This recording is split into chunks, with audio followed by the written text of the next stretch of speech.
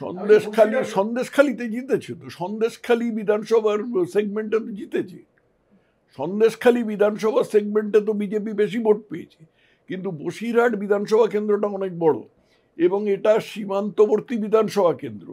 একটা নদী পার হলেই ওপারে বাংলাদেশ, ইসলামী বাংলাদেশ, সেখান থেকে লোক আসে, লোক চলে যায়, সবাই জানে, ওই অঞ্চলে সবাই জানে যে এইভাবে কীভাবে লোক আসে, লোক চলে যায়। যা জনশ্রুতি আছে, আমি তো প্রমাণ করতে পারবো না, কিন্তু যা জনশ্রুতি আছে, ওদিক থেকে লোক আসে, তাদের পকেটে ভোটার কার্ড আছে, তারা এদিকে এসে ভোট দিয়ে চলে যায়।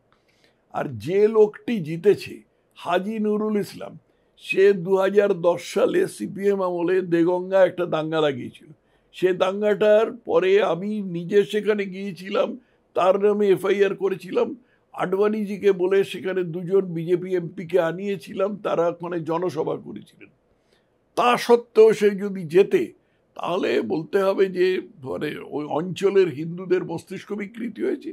আর তা না হলে তো জিনিসটা যথাযথভাবে হয়নি, ভোট চুরি হয়েছে। গঙ্গাধর কয়ালের তে এফেক্ট পড়তে পারে, না পড়তে পারে, তুমিও জানো না, আমিও জানি। কিন্তু গঙ্গাধর কয়াল হচ্ছে একজন মণ্ডল প্রেসিডেন্ট।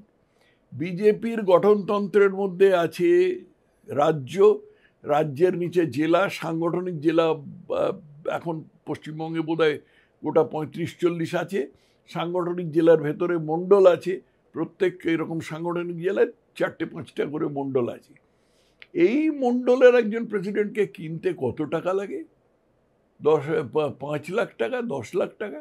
10 লাখ টাকা অভিভূত হয়ে সে নিজের বাবার নাম উল্টো বলে দেবে, অসুবিধার কি আছে? তৃণমূলে কি টাকার অভাব আছে? অবশ্য একটা কথাই, যে গঙ্গাধর কয়াল কথাও বলেছিল যে আমি ওসব বলিনি, ওই উন্নত প্রযুক্তি ব্যবহার করে, এআই ব্যবহার করে আবার গলাটা বসানো হয়েছে। সে হতে পারে, আমি জানি না, কিন্তু মানে সম্ভাব্য জিনিস এইটাই আর কি, যে আমি যদি তৃণমূলে হতাম, আমি যদি মমতার জায়গায় থাকতাম, তাহলে আমি এইটাই করতাম। এতে লাভই বা কী হলো আর ক্ষতিই বা কী হলো?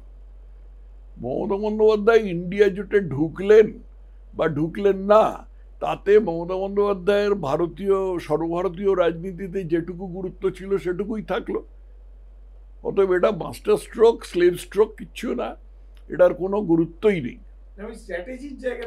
স্ট্র্যাটেজিতে কি তফাৎ হয়েছে? উনি তো পরিষ্কার করে বলেনই কখনো উনি ইন্ডিয়া জোটে আছেন কিনা। একদিন বলছেন উনি ইন্ডিয়া জোটে সরকার হলে বাইরে থেকে সমর্থন করবেন, অন্যদিন বলছেন না না আমি তো ইন্ডিয়া জোটে আছি। অতএব সে ওর অবস্থানটাই তো জানা নেই, কারণ আমাদের কোনো অস্তিত্ব নেই। পশ্চিমবঙ্গের বাইনারিটা আছে, পশ্চিমবঙ্গের বাইনারির ফলে তৃতীয় এবং চতুর্থ দলের কোনো অস্তিত্বই নেই। সেটা আমরাও দেখেছি। আমরা যখন তৃতীয় দল বা চতুর্থ দল ছিলাম, বিজেপি যখন ছিল, তখন বিজেপির কোনো গুরুত্ব ছিল না, এখানেও তাই।